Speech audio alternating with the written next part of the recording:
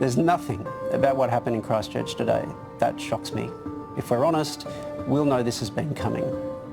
A series of tweets today, inflammatory videos, one proven false, and the White House saying whether the videos are real or not, it doesn't matter. Because it's the only religion that acts like the mafia that can kill you if you say the wrong thing, draw the wrong picture, or write the wrong book. Barat menggunakan media yang dikawal oleh mereka seiring kemajuan meredah langit terbuka bagi menyebarkan propaganda memburukkan Islam dan penganutnya yang sebenar. Akan tetapi, mereka yang berakal sihat dalam kalangan masyarakat Barat pula ingin mengetahui berkenaan Islam melalui sumber yang asli secara langsung. Hal ini menyebabkan ada dalam kalangan mereka telah memeluk Islam, seperti wartawan British yang menjadi tawanan Taliban dan sukarelawan wanita Perancis yang ditawan oleh kumpulan pelampau di sebuah negara Afrika, iaitu Mali.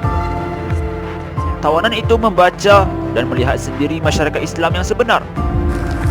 Kemudian mereka dibebaskan dan akhirnya masuk Islam dan pulang membawa Islam ke negara masing-masing.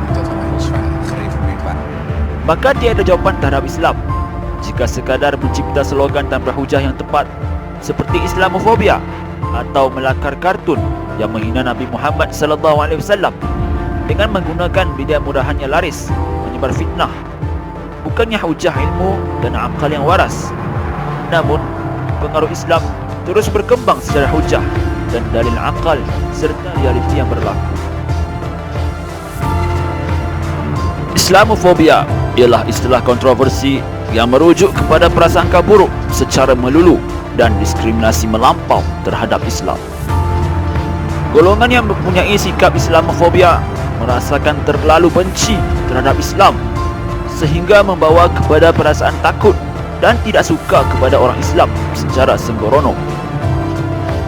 Islamofobia juga termasuk persepsi mereka bahawa Islam mempunyai nilai yang berbeza dengan budaya lain dan dianggap lebih rendah nilainya daripada nilai Barat yang liberal, yakni bebas.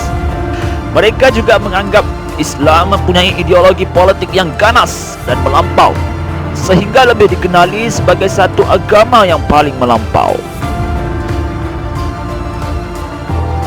Sebab sebenar berlakunya Islamofobia ini kerana mereka takut terdedah kezaliman melampau yang mereka sendiri pernah lakukan terhadap Islam dan penganutnya dalam sejarah, seperti perang salib yang dilancarkan terhadap umat Islam dan negaranya. Sejarah juga membuktikan apabila tentera salib menjajah tanah air umat Islam, agama Islam dan penganutnya diganyang sehingga jutaan nyawa terbunuh secara kejam di Asia, Afrika dan Amerika Selatan. Selain itu, mereka juga ditawan dan dijadikan hamba abdi. Rakyatnya pula diperas bagi merompak hasil kekayaan bumi Islam. Musuh mengambil peluang ini akibat kelemahan umat Islam kerana meninggalkan ajaran Islam yang sempurna. Rasulullah SAW dan para khalifah mendidik bala tentera Islam bahawa haram dan berdosa jika melampau ketika berperang menentang musuh. Tentera Islam dilarang membunuh rakyat yang tidak terlibat dengan peperangan, seperti orang tua, kaum wanita, kanak-kanak dan para paderi di gereja. Apabila Islam berjaya mengambil alih negeri-negeri yang dijajah oleh kuasa besar dunia itu, rakyatnya tidak diperhambakan, harta mereka tidak dirompak, tetapi diurus dengan baik dan ditadbir kehidupan mereka dengan adil terhadap semua, sehingga mereka beramai-ramai tanpa sebarang paksaan memeluk Islam. Bangsa Barat membunuh secara kejam jutaan nyawa anak kelahiran negeri yang dijajah kerana mereka mempertahankan tanah air dan hak mereka. Negara penjajah tersebut melakukan kekejaman sewaktu dua perang dunia yang berlaku di tanah air umat Islam yang dijajah di Afrika, Asia Barat, Asia Tengah dan Asia Tenggara. Bahkan wilayah ini dijadikan medan peperangan sehingga ramai dalam kalangan umat Islam dipaksa menjadi bala tentera mereka. Keadaan ini menyebabkan jutaan rakyat umat Islam menjadi mangsa kedua-dua perang dunia yang berlaku, sama ada dibunuh kerana menjadi tentera musuh atau bersama rakyat mempertahankan tanah airnya. Medan perang pula dijadikan tempat ujian senjata sehingga zaman kini dan mencetuskan huru-hara di Afghanistan, Iraq, Yaman dan negara lain.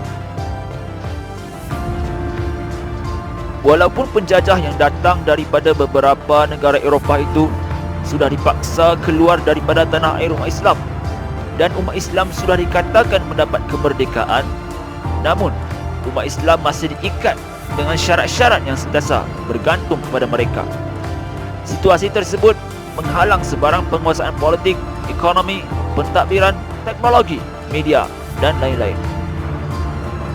Strategi ini digunakan untuk mengepung Islam dan penganutnya di segenap penjuru dan aspek, sehingga Islam dianggap seperti penjenayah yang diletakkan dalam kandang mereka yang sudah dihukum bersalah sebelum dibicarakan dalam mahkamah.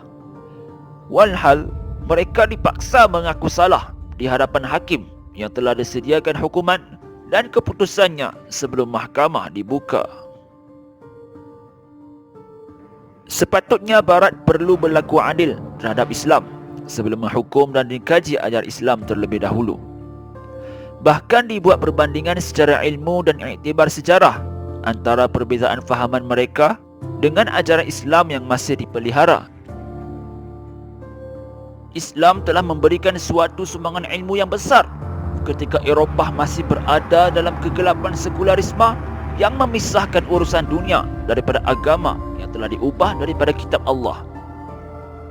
Akhirnya, ada dalam kalangan para ilmuwan Barat memeluk Islam, dan ada juga mereka yang terus kekal menganut agama asal serta rela berada di bawah naungan kerajaan Islam yang memberikan hak secara adil kepada mereka. Tamadun Barat yang maju pada hari ini telah sampai ke puncak sehingga sudah tidak konsisten lagi, lalu memusnahkan diri sendiri dengan perlumbaan senjata pemusnah dan kegiatan yang ekstrim atas nama konsep kebebasan yang terlanjur di luar batas kemanusiaan.